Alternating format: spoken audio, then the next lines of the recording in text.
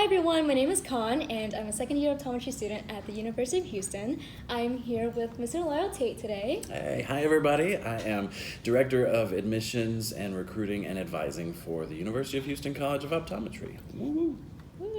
And Mr. Lyle Tate was really generous today. He's going to be answering a bunch of questions that you guys sent in. So, number one, we're going to jump right into it. Okay. How can you stand out as an applicant and what's the secret number to reach? So always, having strong academics, strong OAT scores, that's always going to be important. I like to say that for UHCO, it's not all about the numbers, but it is a lot about the numbers, just because, we see quite a few applicants each year, and so there is a competitive component there. We like to see, a GPA anywhere from, 3 to 3.5, is average. We love anything above that. Around a 3.5 is competitive, and then OAT of around a 3.30 or 3.40 academic average. Outside of all the numbers and scores, we love to see experience and knowledge of the profession, and that can come from volunteering, it can come from shadowing, working at a practice, just getting as much information as you can. So that you have an idea of what you want to do with your degree, and so that you are excited to talk about what avenues you want to take as an optometrist. Mm-hmm. We love to see who you are outside of class as well as inside of class. So any sort of volunteer work or any sort of things that show your time management, problem solving, working in a team, that can certainly help make you stand out. So what can you do in your gap year to make you more competitive? Yeah, we actually like a gap year. If you're concerned about a gap year, then, as long as you stay engaged in the optometric profession somehow, whether you're, taking some final classes of prereqs to get ready, or you're working at a practice, or you're volunteering, even if you're traveling, as long as you kind of stay up on your studies, stay, knowledgeable of what's happening in the field. A concern could be that, you're going to be out of school for a year, and that's a year that you're not studying every day, you're not reading, you're not, staying on a schedule necessarily. So we just encourage that. One thing that you can do during a gap year, if you don't have any experience with business classes, you might pick up a business class, you might pick up a finance class, whether that could be something like a Dave Ramsey financial management sort of thing. Here at UHCO, we have the most diverse patient population, and we see the most amazing variety of backgrounds and ethnicities and languages. So I would strongly recommend that students have some knowledge of Spanish. Mm-hmm. So you could pick up even a conversational Spanish course over that summer. Mm-hmm. All right. So what should you do if you don't get accepted the first time? Yeah, so we have a number of students who've gone through the program, and that was their story. They applied the first time, and for whatever reason, they were not offered a seat. It may have been a little bit low on the academics, or a little bit low on the OAT, or it could be that they just had not had a lot of experience in the field. You can certainly meet with us, and we'll certainly talk about, what you can do. A lot of times it comes down to maybe retaking a class or two, any sort of prereq that maybe you have a C in, or that you can, bump up. I recommend revisiting that class. I know it doesn't make a huge difference in your overall GPA, but what it will make a difference in is your OptomCast GPA, because if you retake the same class at the same institution, they are going only to use the retake when they're configuring everything. Oh, so that can bump things up a little bit. And two, we like to see that. If when the student applies the next time, we'll say, okay, look, she retook organic. Oh, look, did much better. Oh, look at all this extra shadowing experience. Just really staying focused and building up that base of strong academics and OATs. Okay, so how does that work? So if someone were to get rejected, they can always email the admission and ask for just a one-on-one sit down and go over their yes, definitely, for sure. Yeah. Ellen Shaw is our other admissions manager, and she and I can certainly go through, an application and really kind of talk about what the admissions committee faculty shared with us as far as areas that they would like to see improved. Plus, every single application that we get, we're going to give you some feedback. We're going to reach out to you and say, this is exciting, please come for an interview, or the committee, is really excited about, these aspects of your application, but they really want you to retake the OAT. They really need to see raised scores in, physics and organic, whichever they're concerned about, your advanced biologies, whatever the concern, we will let you know that so that you can either work on that during the application cycle, or you'll know that getting ready for the next one. Oh, okay. I didn't know that. Is there any specific extracurriculars that UHCO specifically looks at, things that may not be optometry related or optometry related things? So yeah, again, just as long as it focuses on, time management, team building, working with others, engagement in the community. We love to see athletes apply, and that you don't have to have been like a varsity athlete in undergrad. You could be involved in extracurriculars that are sports teams. Like intramurals? Totally. Yeah, we'd love to see that because, one, our students are really involved in intramurals, but, think about that. Teamwork. Think about the practice time that you put in. It's all of that is in addition to these really great grades that you have. That's going to look really good. So we love to see sports, love to see scouting, Girl Scouts, Boy Scouts. That looks really, really good. If you're an Eagle Scout, put that on there and highlight it.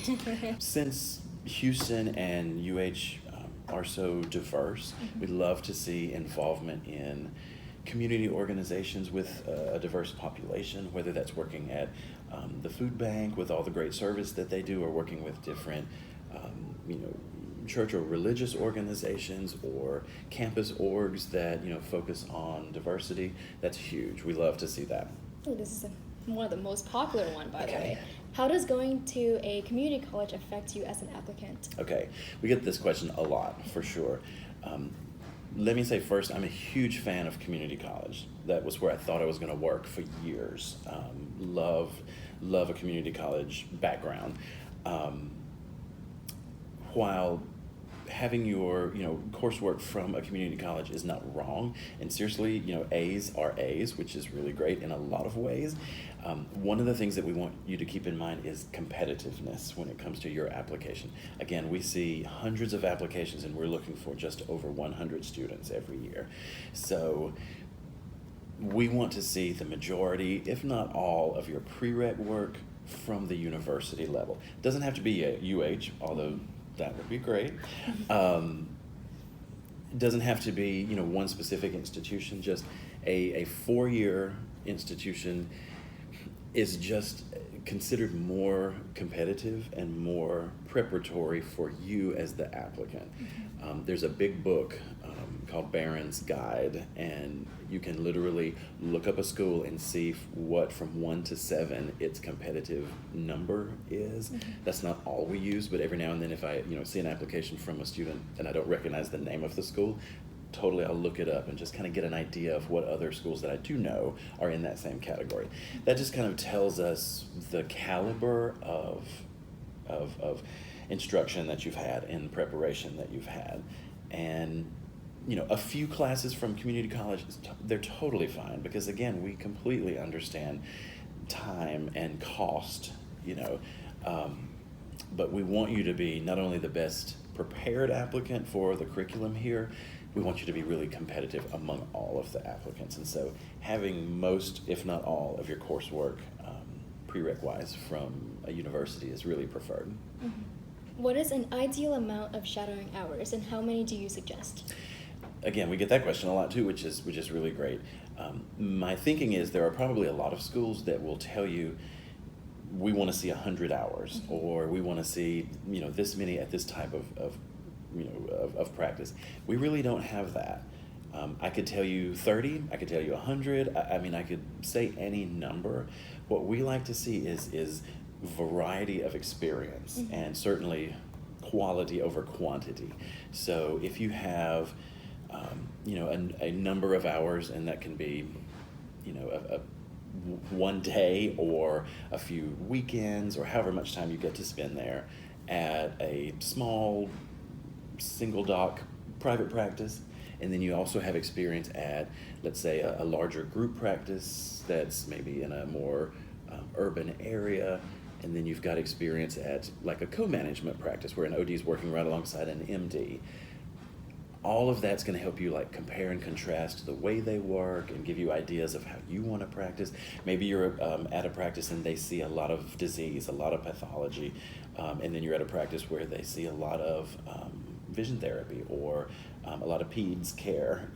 All of that gives you a variety of experience and knowledge, and I think seriously that beats a number always. If someone is intent on having a certain number, I really can't think, 100 is great, just because think about all you could experience in 100 hours, but we are not going to look and double check that you have a certain number of hours. Are there any specific majors that are looked at higher than others, and does your major matter? I think your major does matter, but there's not one that's looked at more preferable than another. And the reason I say that is that I feel that it is most important to get your degree in something you enjoy.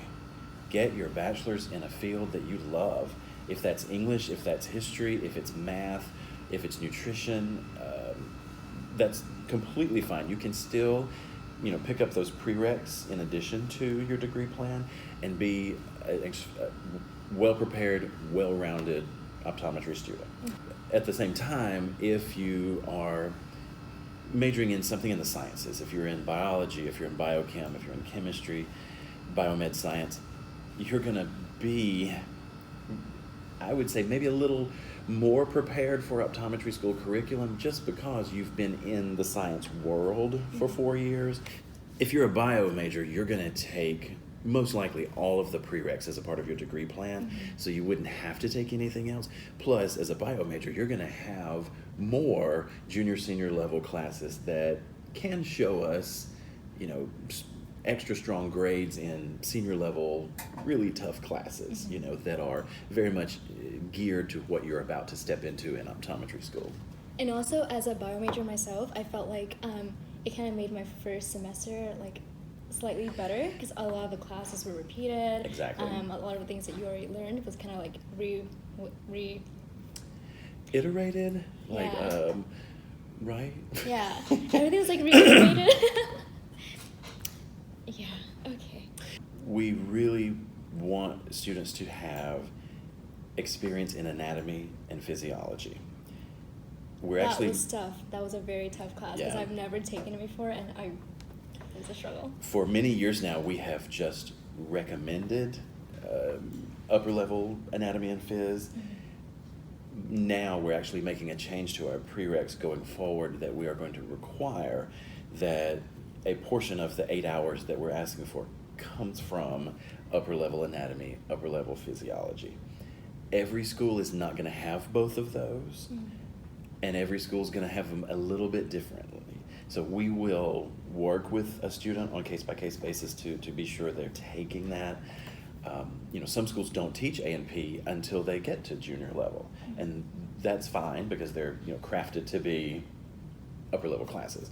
But what we really want to see is like a 3,000 level human physiology class or like a senior level comparative anatomy. So we really need you to have some A&P knowledge. That would be very Yeah. What is the process from when an applicant sends in their application to interview day? So what goes behind the scene? Sure, yeah. So OptomCast is, of course, the system that everybody uses to put your application in. If you didn't know it a few years ago, it is much more user-friendly now. I think it really walks you through step by step so that you've got everything included. It helps you know, okay, I'm ready, this is what I still need to do. It's kind of a long process, but the great thing is you only really have to fill it out once, and then you can select the schools that it goes to. Every school is going to have some specific questions and things they're going to require, but it won't be a whole separate, huge thing. Once you submit everything to Optomcast and pay them, you'll go into what they call a verification process. So they're gonna take the transcripts that you're gonna send them. They're gonna verify it against everything you've put in there, all that kind of business, and that can take a few weeks. If you have a number of undergrad institutions, like let's say you attended 2 separate community colleges for a few courses, and then 1 or 2 university level, it can take a little bit longer to verify all that, just mainly because they're waiting for all the transcripts to come in. Once they get everything verified, they release it to us being the admissions folks at different schools. Once that happens, I download it from Optomcast. The first thing that I do is I'm gonna scroll through it and see where you are as far as everything being received. Do I have all of your letters of recommendation? Which, side note, for UH, we need 3 minimum, and 2 of those have to be from professors who've taught you in classes. The 3rd one can come from anybody. We strongly recommend an OD. And if you have a 4th person to write for you, please use them. You can have as many as 4. So do I have all of your letters of rec? Do I have your supplemental application? Is everything in order with prereqs? And so what I do is I open up your transcripts and I literally pull out everything that satisfies our prereqs. That can take a little while because we review a few hundred applications every year. But if everything is in order, we can keep it moving. Once we process everything and make sure everything looks good, then our office sends it forward to our faculty reviewers. So we have a panel of faculty members who, part of their service to the university, they're very engaged with us. They take your application, they read it, they read your essay, I promise they do. They check your grade, they look at your OAT scores, they assess how they feel you will be as an incoming student. Then they'll give me feedback. Again, like I said earlier, they'll say, let's call her in for an interview, or we're concerned about this OAT score, we are concerned about these grades here. They'll give me feedback that I can then get to you. And what I do then is I will send you an email through Optomcast with all those details. So you and I can go back and forth however long that takes. If they want you to retake your OAT, I'll let you know that. And again, if you apply early, you would have time to do that before the cycle ends. If they select you, when they select you for an interview, what I'll do is send you a few dates to choose among, and then you come for your interview day. Lyle sent me my interview day on my birthday. I sure did, yeah. It was a very great birthday present. Okay. I still remember calling you with the news that they had offered you admission because you were at a restaurant. Mm-hmm. And you went outside. Uh-huh. And Lyle was like, hey, Con, it's good seeing you yesterday. Yep. And then I was like, uh-huh, yes. And then that went on for a while. I like to drag it out. Yep. That made me nervous, by the way. It was in the middle of August or September, and I was outside. Hot. It was hot. Mm-hmm. I was standing there by myself, like an idiot, just standing there like, mm-hmm. My heart was racing. Yeah. It makes me happy. No. It's like I live for the drama. Yep. Okay. Are you able to update your application after you send it? And can you send in your application before you take your OAT? You definitely can submit your application before you take your OAT. Even though Optomcast and the ADA talk, like your official scores will go to your application, they're separate. So you can totally send in your application. There's plenty of things that can be happening with it while you're still studying for your OAT. As far as updating it once you submit it, yes to certain sections and no to others. So let's say you put in all of your coursework, but you haven't graduated. You're still, you have your fall semester and your spring semester.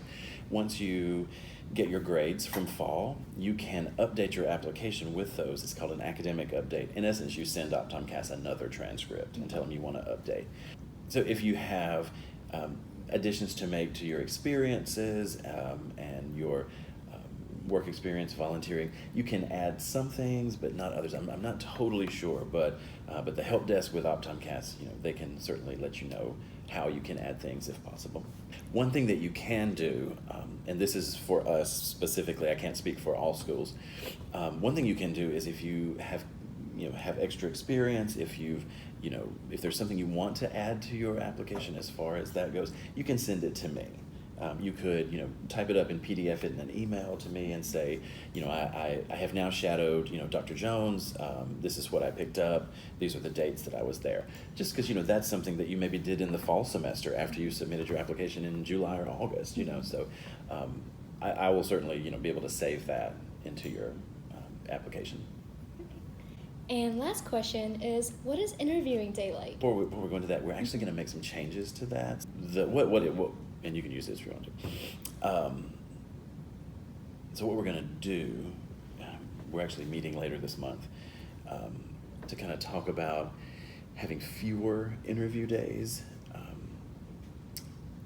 Our idea, right now anyway, is that from, let's say, July to mid-fall, we're going to assess applications and invite students to one sort of big day, like on a Saturday.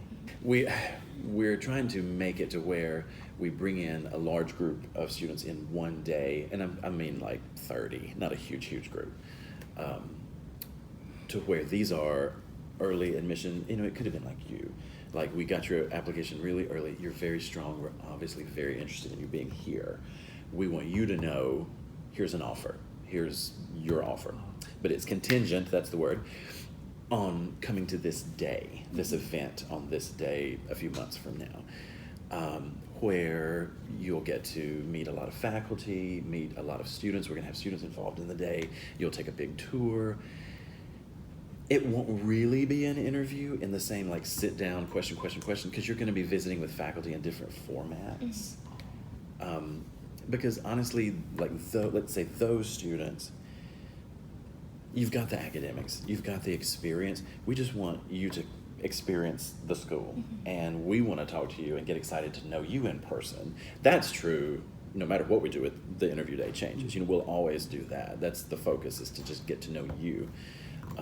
But we're thinking about doing that, and so that way, here's a whole chunk of students we've just done now. We're really going to start like the typical interview days maybe in November.